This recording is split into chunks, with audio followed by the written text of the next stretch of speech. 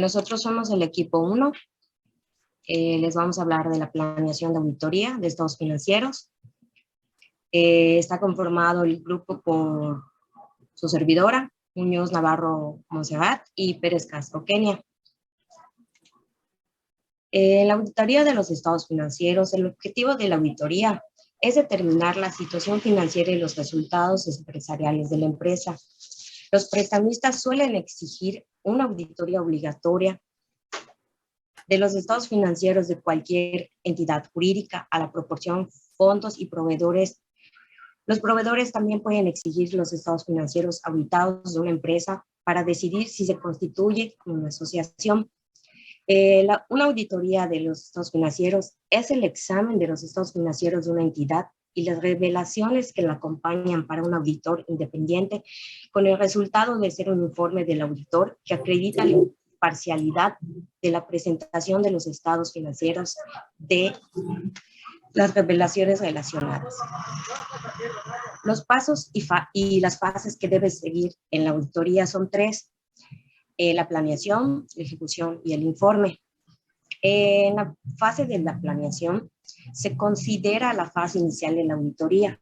Allí se determina la forma anticipada, los procedimientos que se van a seguir en el desarrollo de la auditoría, así como se conocen de forma clara y detallada los posibles problemas o resistencias que se va a tener dentro de la auditoría. Esta fase de la planeación se establecen las relaciones entre los auditores y la entidad para determinar cuestiones que, como por ejemplo, el alcance y los objetivos. Se hace un bosqueo de la situación de la empresa acerca de su organización, su sistema contable, los controles internos, las estrategias y demás elementos que le permitan al auditor elaborar el programa de auditoría.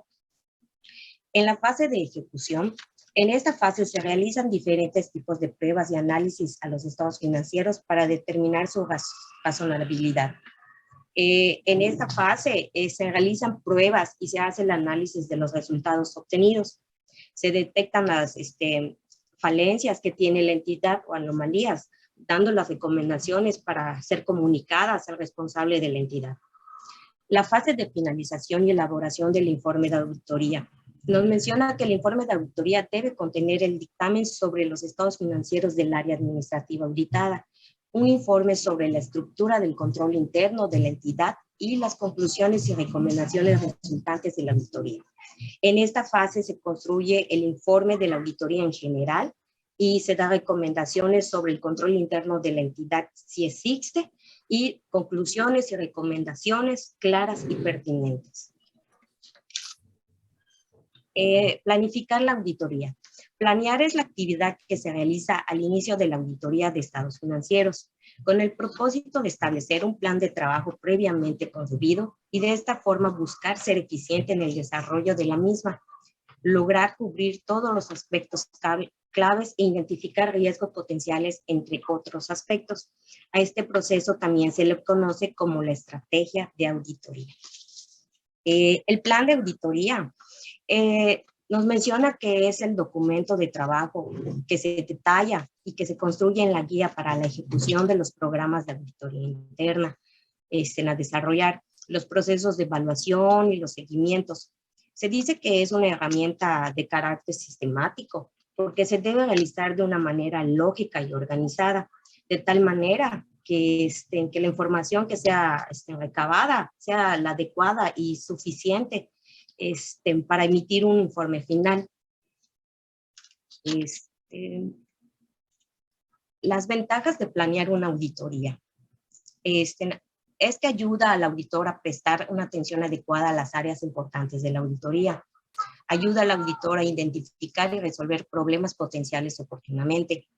Ayuda al auditor a organizar y dirigir adecuadamente el encargo de auditoría, de manera que éste se realice de forma eficaz y eficiente. Facilita la selección de miembros del equipo del encargo con niveles de capacidad y competencia adecuados para responder a los riesgos previstos, así como la asignación apropiada del trabajo de dichos miembros. También facilita la dirección y supervisión de los miembros del equipo del encargo y la revisión de su trabajo. facilita en su caso la coordinación del trabajo realizado por auditores competentes y expertos. Las actividades preliminares que sin falta debe realizar el auditor en el proceso de planificación es la evaluación de continuidad del cliente y del servicio, según la NIA 220. Sin importar que el cliente sea recurrente, se debe realizar el proceso de verificación y evaluación. Evaluar el cumplimiento de los requisitos éticos, incluyendo la independencia, NIA 220. Este proceso interno se debe realizar con disciplina importante, asegurarse de obtener las respuestas de cada miembro del equipo. El entendimiento de los términos del trabajo de la NIA 210. En este caso, estas actividades o puntos de control al interno del trabajo de auditoría, se debe realizar una excepción al iniciar un trabajo y no al finalizar o en el intermedio. El gerente de auditoría debe garantizar que se cumpla este requisito y los programas de control de calidad que se deberán monitorear en cada momento.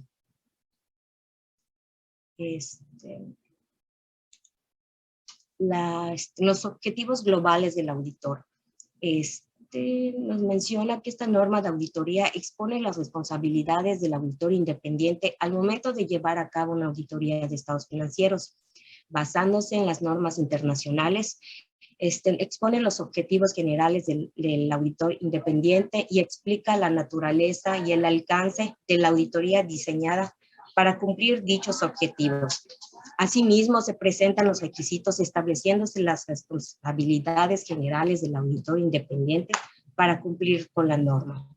Las normas internacionales de auditoría requieren que el auditor ejerza su juicio profesional, identifique y evalúe riesgos, obtenga suficiente evidencia, establezca una opinión sobre los estados financieros y dictamine sobre los estados financieros. En esta diapositiva, las normas internacionales de auditoría requieren que el auditor, en el primer caso, se mantenga un escepticismo profesional durante la planeación y el desarrollo de la auditoría para reducir el riesgo de pasar por alto circunstancias inusuales y sobre generalizar. El auditor desarrolla la auditoría basándose de la confiabilidad de la información en caso de que exista sobre dicha confiabilidad y existan indicios de posible fraude. Identifique y evalúe riesgos. Es la representación errónea de importancia relativa, ya debido a fraude o error, basándose en el entendimiento de la entidad, su entorno y el control interno. Obtenga suficiente evidencia. Nos menciona que es apropiada auditoría sobre si las representaciones erróneas de importancia existen a través del diseño y la implantación de respuestas apropiadas a riesgos evaluados. El establecer una opinión sobre los estados financieros nos menciona que se basa en conclusiones obtenidas de la evidencia de la auditoría. Y el dictamen sobre los estados financieros nos menciona que es la comunicación de acuerdo con los resultados obtenidos.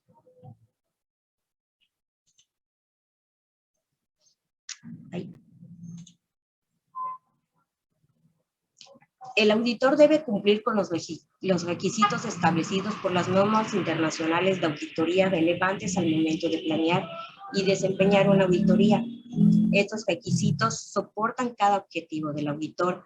A continuación, se presentan los requisitos.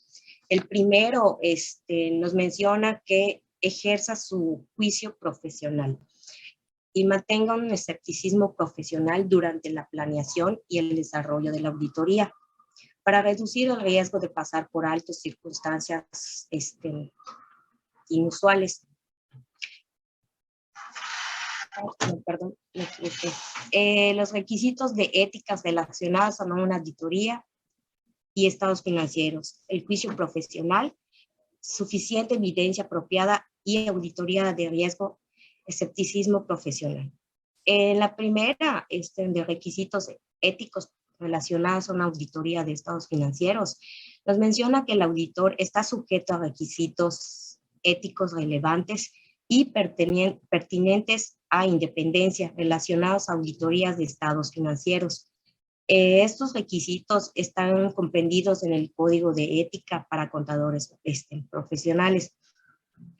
El escepticismo profesional nos menciona que para obtener una seguridad razonable, el auditor debe mantener una actitud de escepticismo profesional durante toda la auditoría, teniendo una posición crítica y evaluativa sobre la evidencia de la auditoría.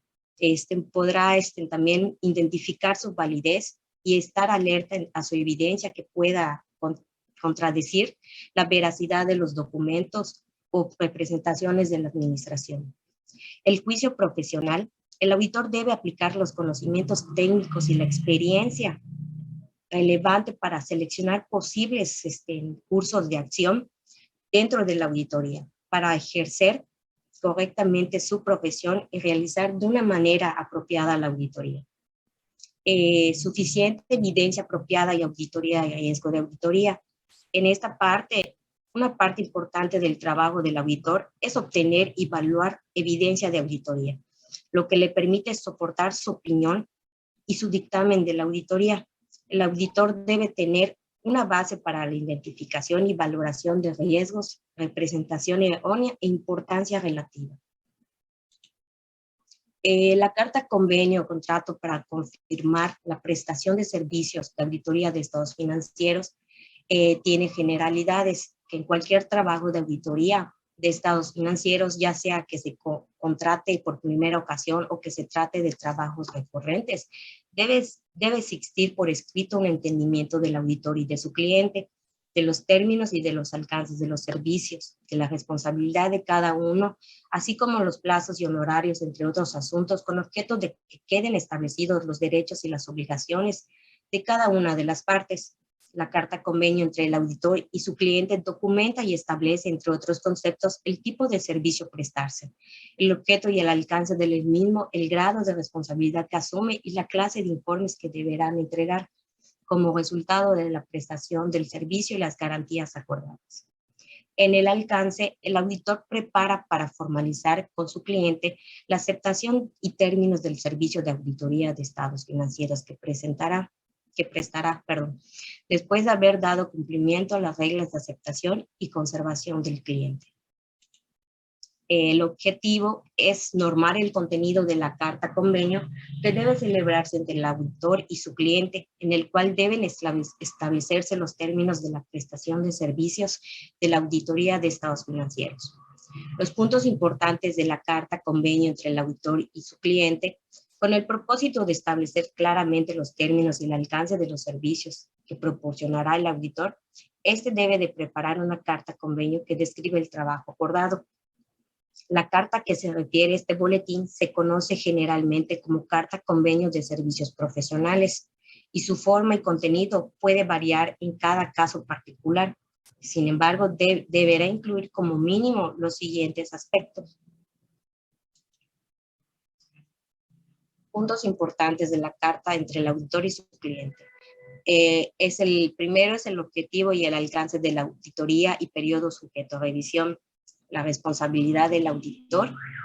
Menciona de que el estudio y la evaluación de la estructura del control se realiza como una base para determinar naturaleza, alcance y oportunidad de los procedimientos de la auditoría por aplicar.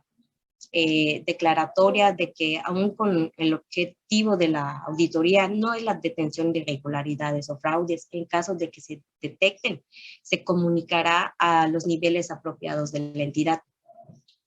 Propiedad y disponibilidad de los papeles de trabajo. La declaración de que la información de la entidad que obtiene el auditor en el curso de su trabajo tiene carácter confidencial, con excepción de aquella que la propia entidad hace de carácter público y que en consecuencia el auditor no podrá mostrar dicha información a terceros, sin el consentimiento por escrito de la administración. Responsabilidad de la administración de la entidad sobre la información financiera, el establecimiento y mantenimiento de un control interno eficaz, así como el cumplimiento con las leyes y los reglamentos aplicados. Aquí sigue, la verdad son bastantitos, la responsabilidad de la administración de diseñar y implementar los programas y controles para prevenir y detectar irregularidades o fraudes. La responsabilidad de la administración para registrar los ajustes necesarios a los estados financieros. Mención de que el estudio y la evaluación de la estructura del control interno se realice como una base para determinar la naturaleza, el alcance y la oportunidad de los procedimientos de auditoría por aplicar. La indicación de que en caso de que se pretendan publicar o reducir los informes que se emitan por el auditor, la administración de la entidad proporcionará para su lectura un borrador del documento completo que se planea emitir. El acuerdo expreso de la administración y de quien contrata los servicios profesionales del auditor. El libre acceso al auditor a los registros, documentación y cualquier otra información relacionada con la auditoría de la empresa. Mención de que el cliente preparará la información y ser utilizada por el auditor en el desarrollo de su trabajo. Siguen, son demasiadas. Las fechas acordadas para iniciar y concluir el trabajo, recibir la información, entregar los informes y otros eventos importantes.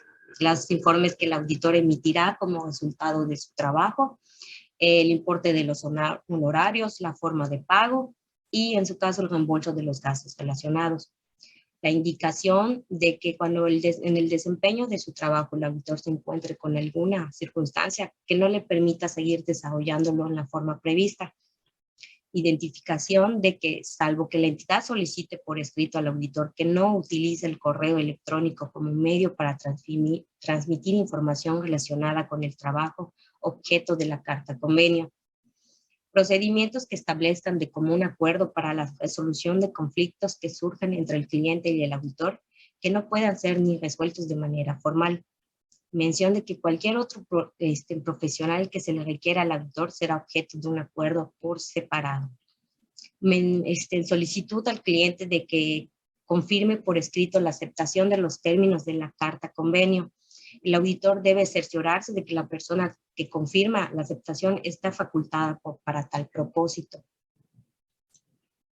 El auditor puede decidir no mandar una nueva carta convenio para cada periodo. Sin embargo, los siguientes factores pueden ser apropiados mandar una nueva carta. Cualquier indicación que el cliente malentiende el objeto o el alcance de la auditoría. Cualquier cambio en los términos de trabajo. Un cambio reciente de la alta gerencia, consejo de administración o propiedad. Un cambio importante en la naturaleza o tamaño del negocio del cliente. Los requisitos legales o regulatorios.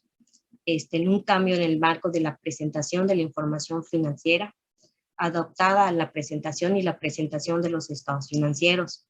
Un cambio en los requisitos de la presentación de la información financiera. Sería todo por mi parte. Ahorita sigue Monse. Buenas noches. Wow. Buenas noches. Yo voy a hablar sobre los documentos de auditoría. Ok. Nos comenta aquí que los auditores deberían analizar la documentación que existe en las áreas auditadas. A ver, antes de que continúes, ¿alguna duda de lo que ya fue expuesto?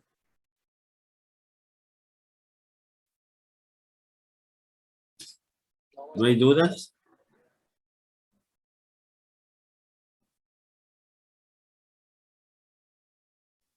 No, maestra. Bueno, si no hay dudas, pues continúa con tu exposición. Ok, gracias, profe. Bueno, como les comentaba, los documentos de auditoría deben de ser analizados por los auditores en las áreas auditadas. También nos comenta que a fin de determinar el grado de responsabilidad de las operaciones sustentando los resultados que sean determinados con la evidencia suficiente, competente, pertinente y relevante e integrada debidamente con los expedientes de papeles de trabajo, considerando los siguientes aspectos. Estos son los aspectos que se deben considerar, o sea, que el auditor debe considerar. Por ejemplo, las células de trabajo, estas menciona que deberán reflejar información clara y precisa. Aprovechar la información proporcionada por el área, o sea, toda la información que proporcionen las áreas debe de ser provechosa para el auditor. escribir todos los datos que sean necesarios, o sea, todo lo que él observe que no esté, o sea, hacer como un check y ir escribiendo por parte de él. Cruzar datos que aparezcan simultáneamente en 2 o más células de auditoría. No repetir las células ya realizadas para optimizar tiempos y esfuerzos. Las cédulas de auditoría deben formularse a tinta o bien generar impresiones claras de computadora. O sea, tienen que ser lo más legibles posibles, o sea, que se entiendan, que se puedan interpretar por cualquier persona. También nos comenta que una vez que se haya integrado los legajos de papeles de trabajo, deberán ser entregados por el auditor al área responsable para su conservación y custodia. Se quiere decir que después de que el auditor haya recaudado toda la información, armada toda esta parte, se lo tiene que entregar al responsable del área por si más adelante, que es lo más probable, sea requerida. El auditor deberá conservar la confidencialidad de su contenido. O sea, como todos sabemos, no podemos hablar de lo que ahí checamos, de lo que ahí se revisa. O sea, tenemos que ser discretos con la información. ¿Puedes pasar a la siguiente, Nene? Ok, aquí nos menciona la clasificación de los papeles de trabajo. Expediente continuo de auditoría o archivo permanente. Aquí es muy claro en el nombre, el archivo permanente constituye un legajo o expediente especial en que se concentran los documentos relativos o los antecedentes, constitución, organización, operación, normatividad jurídica y contable, información financiera y programático presupuestal. O sea, todo este tipo de documentos tiene que ser, o sea, archivado de manera permanente. Esta información debidamente actualizada servirá como instrumento de referencia y consultas en varias auditorías. Así como hay como que tiempos en el que dicen, bueno, de tal año a tal año no me sirve. En este caso, aquí nos dice que tiene que ser un expediente que va a ser permanente, que no puede tirarse ni desecharse. Expediente de papeles de trabajo actuales, o sea, lo que se está haciendo en el ahora. Los papeles de trabajo actuales o de periodo se elaboran y obtienen en el transcurso de la auditoría. Es todo lo que se va recaudando y checando. En ellos se deja evidencia del proceso de planeación y de programa de auditoría, del estudio y evaluación del control interno, del análisis de saldos, movimientos, operaciones, tendencias y razones financieras, del registro de la naturaleza, alcance y oportunidades de los procedimientos de auditoría, de la supervisión realizada, de la persona que aplicó el procedimiento y de la fecha en que se realizó el trabajo, de las conclusiones de la revisión y del informe de auditoría que se incluyan las recomendaciones formuladas. Ok, aquí son como un ejemplo de los papeles de trabajo denominados células de auditoría. Se clasifican en, ahí no se aprecian muy bien porque está un poco pequeño, o yo no veo muy bien igual. Cédula sumaria, es un tipo de cédula, cédula de subanalíticas, cédula analítica y cédula de discusión de observaciones.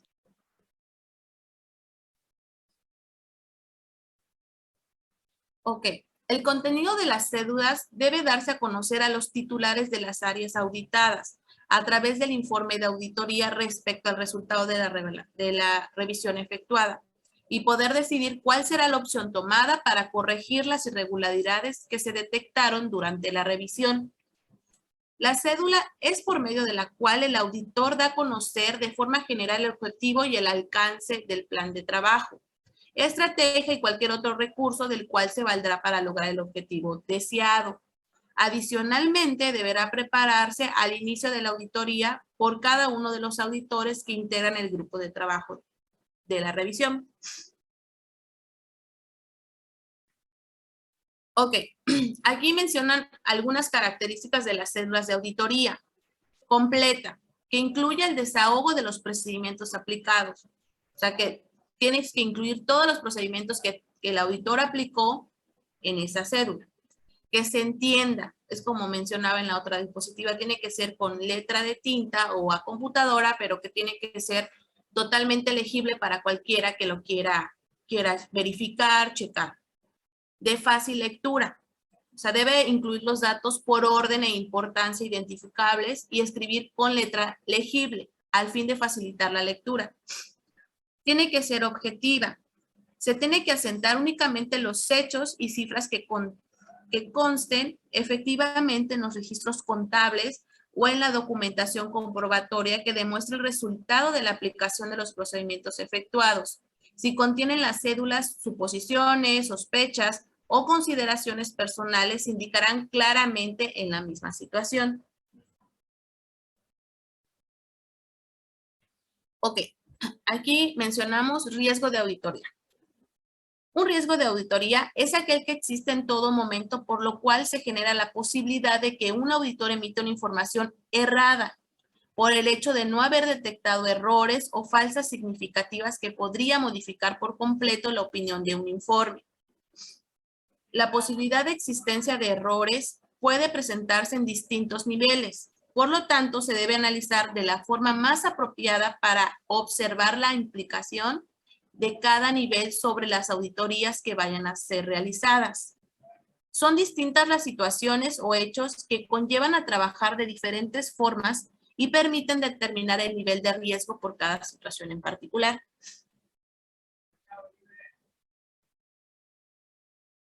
Ok, nosotros investigamos 3 tipos de riesgos. El primer tipo es riesgo inherente. Ese tipo de riesgo tiene que ver exclusivamente con la actividad económica o negocio de la empresa, independientemente de los sistemas de control interno que allí estén aplicando. Riesgo de control. Aquí influye de manera muy importante los sistemas de control interno que estén implementados en la empresa y que en circunstancias lleguen a ser insuficientes o inadecuadas para la aplicación y detección de oportuna de irregularidades. Detección oportuna de irregularidades. Es por esto la necesidad y relevancia que una administración tenga constante revisión, verificación y ajustes de procesos de control interno. Este riesgo de control es un poquito más fácil que la empresa pueda, haciendo constantemente las auditorías internas, ver si el proceso que están teniendo en alguna actividad o algún departamento es bueno o está siendo factible, más que nada está siendo factible. Y si no, pues hacer cambios para que pues sigas teniendo un control correcto de las actividades que vayas a generar en la empresa. Riesgo de detección. Este tipo de riesgo está directamente relacionado con los procedimientos de auditoría, por lo que se trata de la no detección de la existencia de errores en el proceso realizado. Ok, es un ejemplo de una actividad de riesgo. Incluye operaciones o eventos en lo que pudiera ocurrir fácilmente una incorrección material. Por ejemplo, un inventario de diamantes o de barras de oro de alto valor en manos de un joyero. Transacciones grandes con partes vinculadas. Las transacciones significativas de partes vinculadas fuera del curso normal de negocios de la entidad se deben tratar como factores que originan riesgos significativos. Son transacciones inusuales debido a su tamaño o naturaleza y que ocurren con poca frecuencia, por lo cual no están sujetas a un procedimiento sistemático, o sea, no está como un proceso ya hecho, sino que como son esporádicas, pues no hay como un cierto control. Esas transacciones tienen un riesgo inherente alto, una alta probabilidad de ocurrencia y un impacto considerable. Esas transacciones implican cálculos o principios contables complejos y normalmente se refiere a inversión de la dirección para determinar el tratamiento contable y los métodos de complicación y procedimiento de datos. La naturaleza de las transacciones inusuales significativas dificulta que la entidad implemente un control efectivo sobre los riesgos.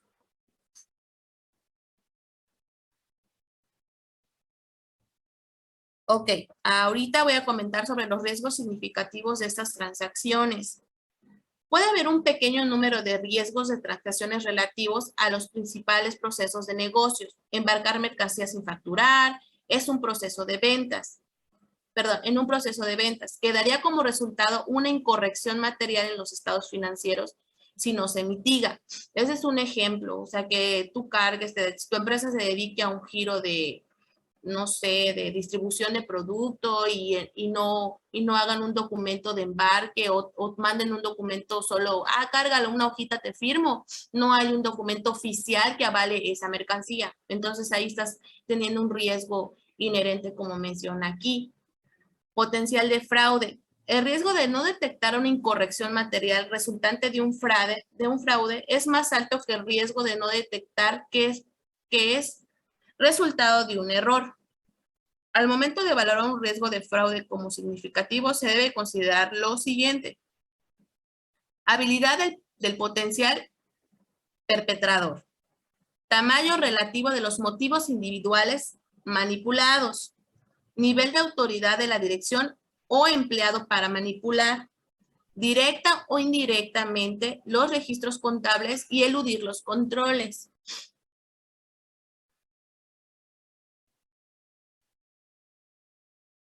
Aquí pues es una evaluación del riesgo del negocio.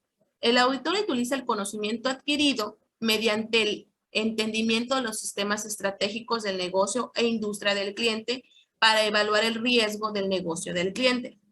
El riesgo del negocio del cliente es aquel que el cliente no puede cumplir con sus objetivos. Puede surgir a partir de cualquier factor que afecta al cliente y su ambiente. Si las estrategias planeadas no se desarrollan, los activos fijos y la buena voluntad registrada en adquisición pueden verse perjudicados, lo que afectará la presentación imparcial de los estados financieros.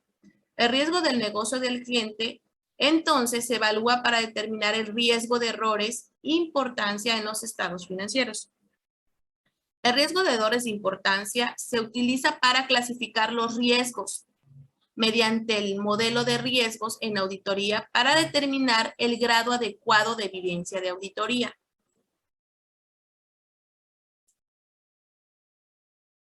Ok, ¿cuáles son los riesgos que requieren consideración en especial por parte del auditor? El auditor determinará si alguno de los riesgos identificados en su juicio un riesgo significativo. Los riesgos que son significativos, el auditor considerará si se trata de un riesgo de fraude, si el riesgo está relacionado con significativos y recientes acontecimientos económicos, contables o de naturaleza y, en consecuencia, requiere una atención especial. Si la complejidad de las transacciones, si el riesgo afecta a transacciones significativas por partes vinculadas. El grado de subjetividad de la medición de la información financiera relacionada con el riesgo, en especial aquellas mediciones que conllevan un elevado grado de incertidumbre. Si el riesgo afecta a transacciones significativas ajenas al curso normal de los negocios de la entidad o que por otras razones parecen inusuales. Ok, aquí vamos a mencionar las irregularidades en los estados financieros. Nos dice que es aquella que impide la contabilidad, es aquella que impide que la contabilidad aporte lo que ella espera, el tráfico jurídico mercantil, no permitiendo u obstaculizando a terceros un entendimiento de la situación financiera o patrimonial de las compañías. Dicha información contable debe ser elaborada a partir de las normas y principios de contabilidad general de aplicación, para lo que no haya irregularidades contables relevantes. No basta con que los activos reflejados en la sociedad sean reales, sino que es necesario que su valoración se haya realizado conforme a criterios contables correctos. Los efectos que pueden derivar de irregularidades contables pueden ser de diversa índole. En el ámbito concursal, la expresión de irregularidades contables relevantes tienen una especial consideración. Uno de los motivos para clasificar el concurso como culpable es la existencia de irregularidades contables relevantes, o sea, irregularidades que tengan importancia.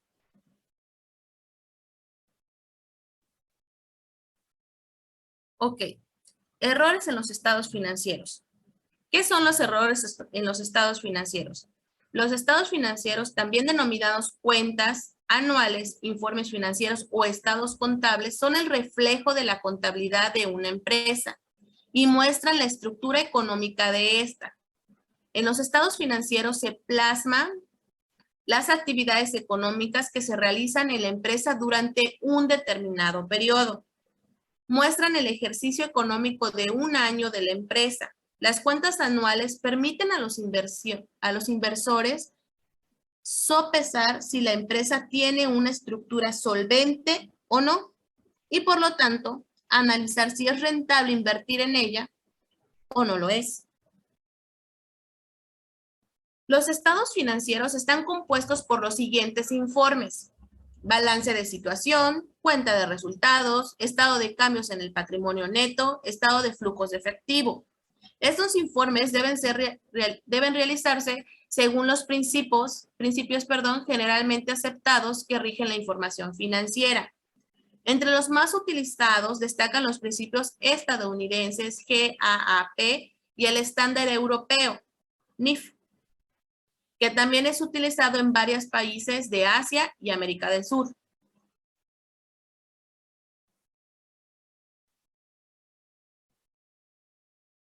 Ok, los informes deben contar con columnas comparativas que permiten visualizar de forma detallada los activos y pasivos, las pérdidas y ganancias, los flujos de efectivo, etc.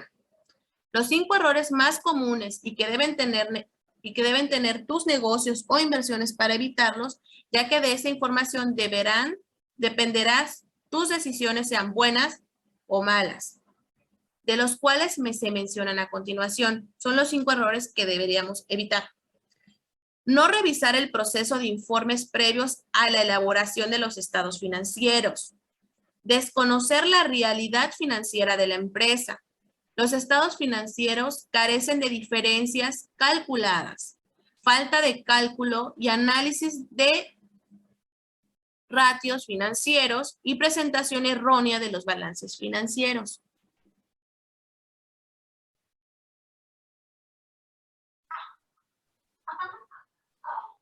A continuación, continuará mi compañera Kenia.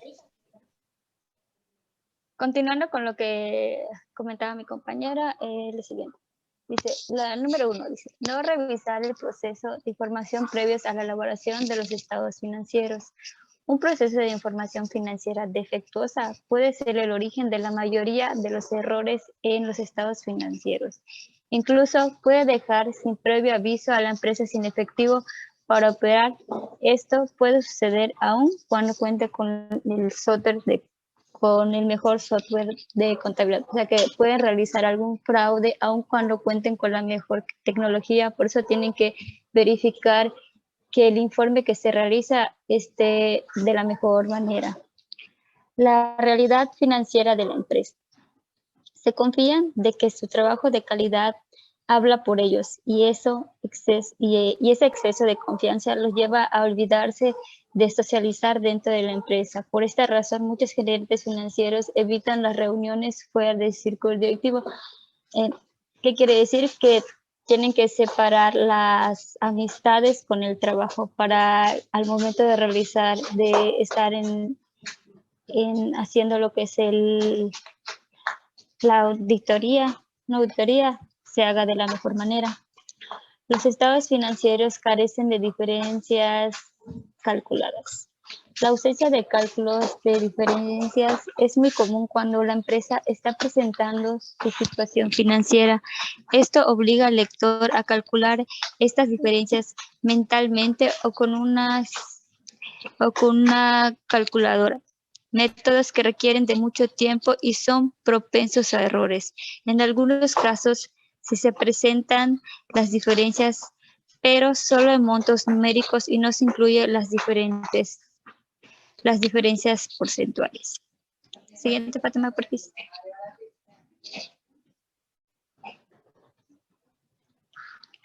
La falta de cálculo y análisis de ratios financieros. El análisis de ratios financieros puede ayudar a descubrir tendencias preocupantes. Por ejemplo, si el número de días de las cuentas por cobrar aumentan de 30 a 40 días durante un periodo, de una señal de que algunos clientes tienen problemas inminentes de flujo de efectivo.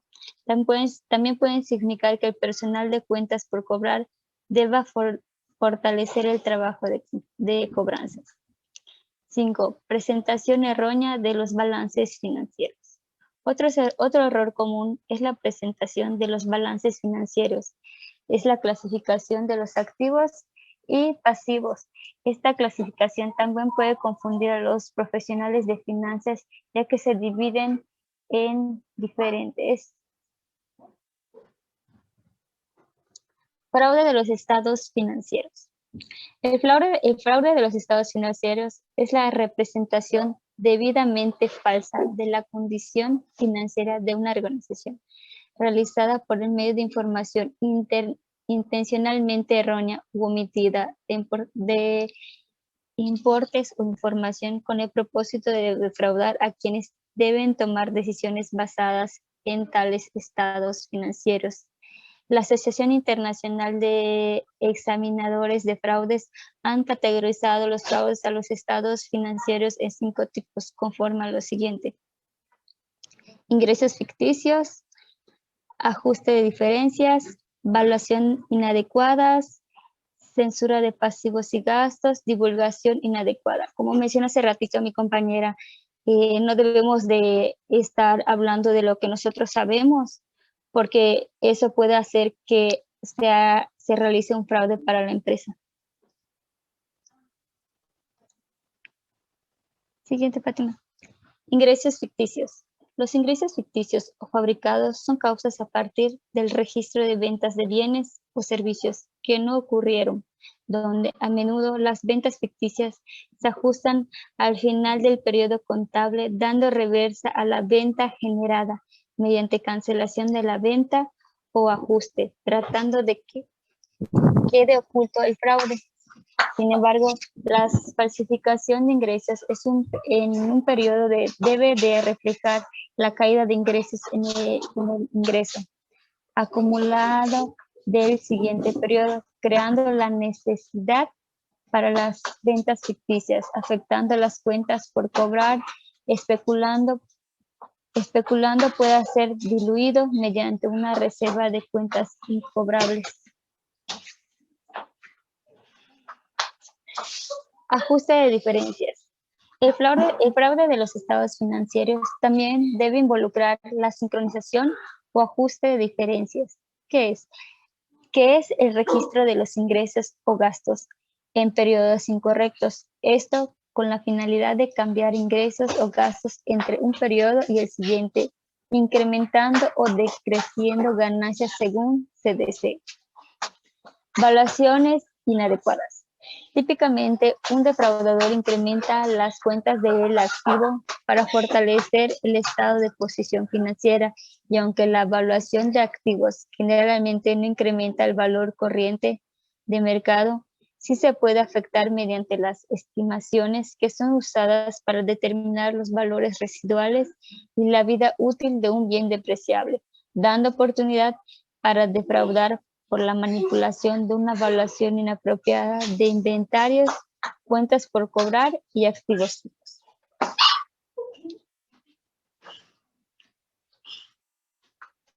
Censura de pasivos y gastos. Uno de los métodos más comunes es el ocultar pasivos o gastos y simplemente no registrarlos, incrementando de esta forma el resultado.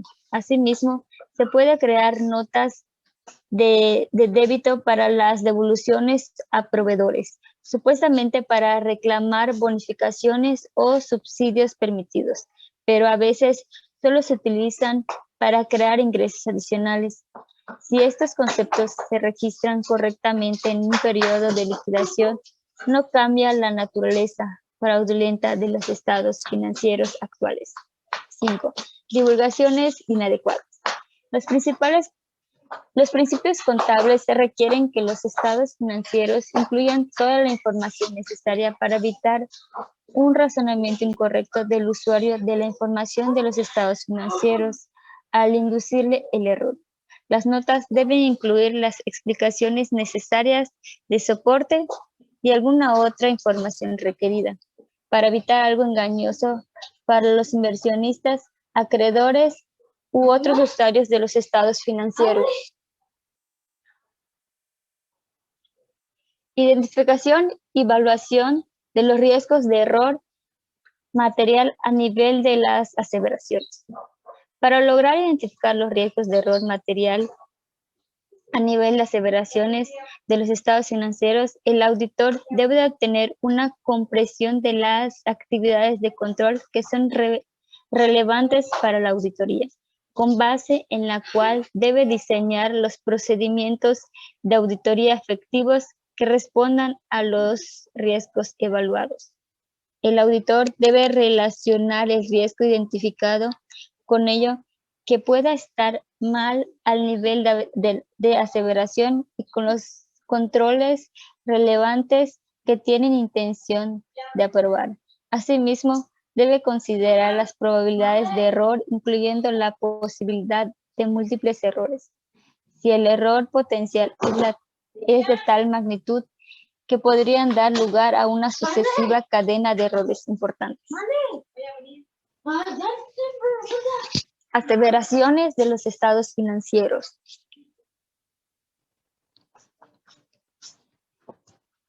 Es presentación o declaración de la administración de una entidad explícita o de otra índole, incorporada en los estados financieros, tal como la entiende o utiliza el auditor para considerar los distintos tipos de posibles errores que puedan ocurrir. Para lograr identificar los riesgos de error material a nivel de aseveraciones de los estados financieros, el auditor debe obtener una comprensión de las actividades de control que son relevantes para la auditoría, con base en la cual debe diseñar los procedimientos de auditoría efectivos que respondan a los riesgos evaluados. El auditor no es requerido a tener un entendimiento de todas las actividades de control relacionadas con cada tipo de transacciones, cuentas de balance, revelaciones en los estados financieros. Esto significa que el auditor se enfoca en los riesgos significativos, riesgos de error material identificados y evaluados, que en opinión del auditor requieren una consideración especial de auditoría.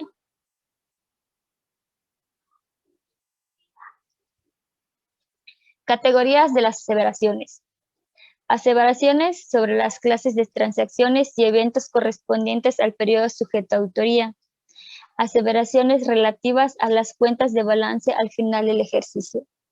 Y aseveraciones sobre presentación y revelación. Aseveraciones sobre las clases de transacciones y eventos correspondientes al periodo sujeto a auditoría. Ocurrencia.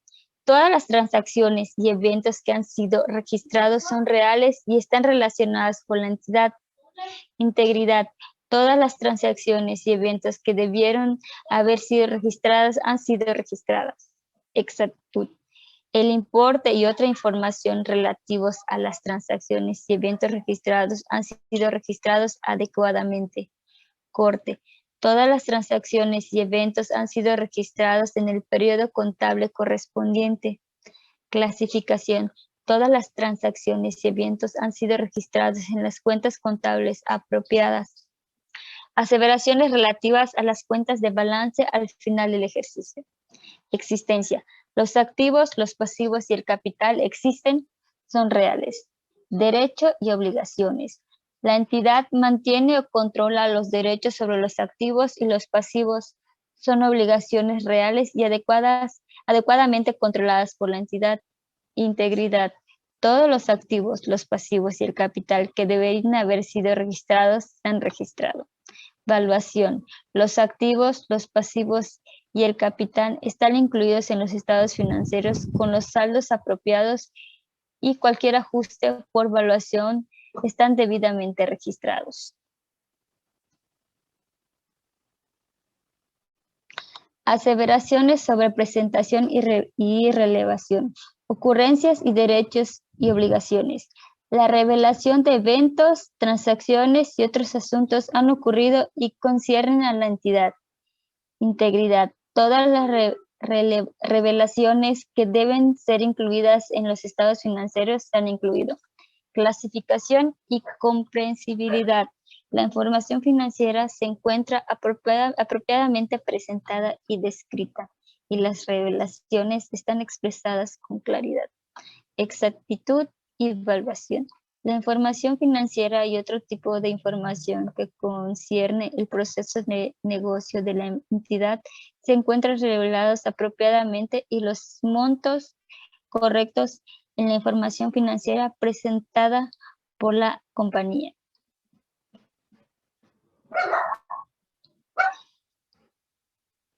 Ejemplo de aseveraciones. Existencia y ocurrencia. Los estados financieros generalmente incluyen un balance general del estado de resultados y un resumen de las transacciones que se han producido a lo largo del año.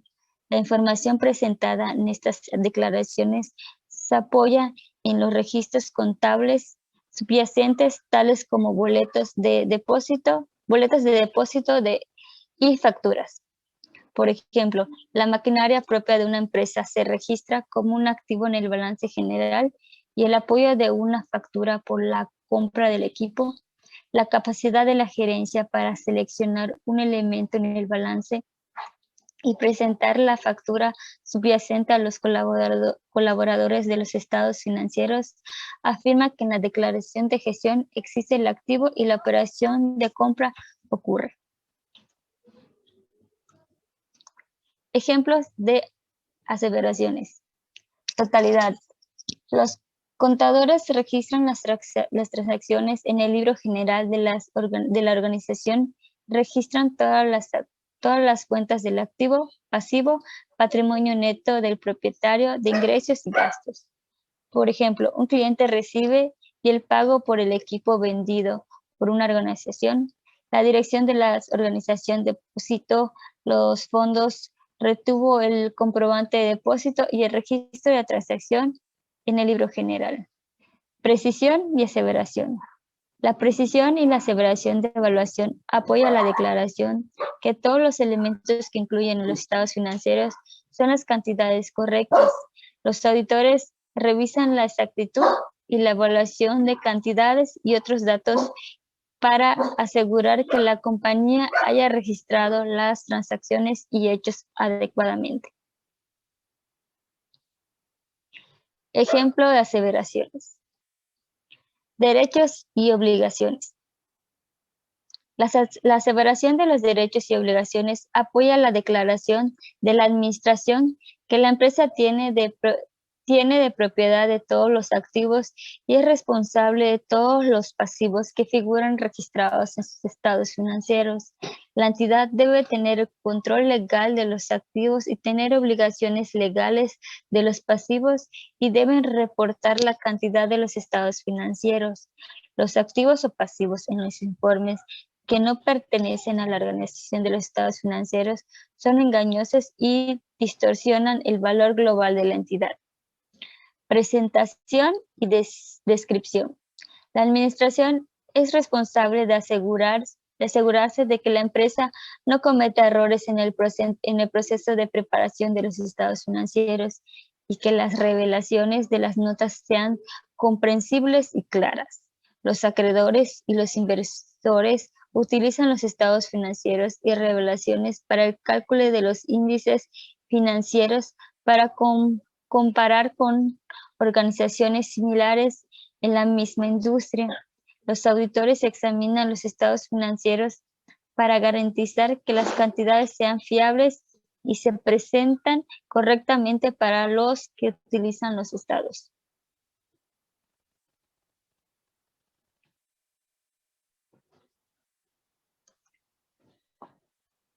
Listo, maestro, ya terminamos con nuestra exposición.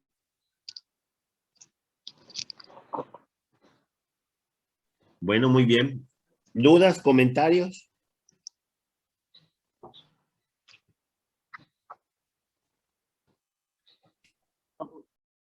Muy bien, ¿me pueden enviar poner en el chat del WhatsApp el archivo este? Sí, maestro. Sí, maestro. Muy bien, lo pido para que yo vaya con base en su archivo haciendo los comentarios que considero pertinentes.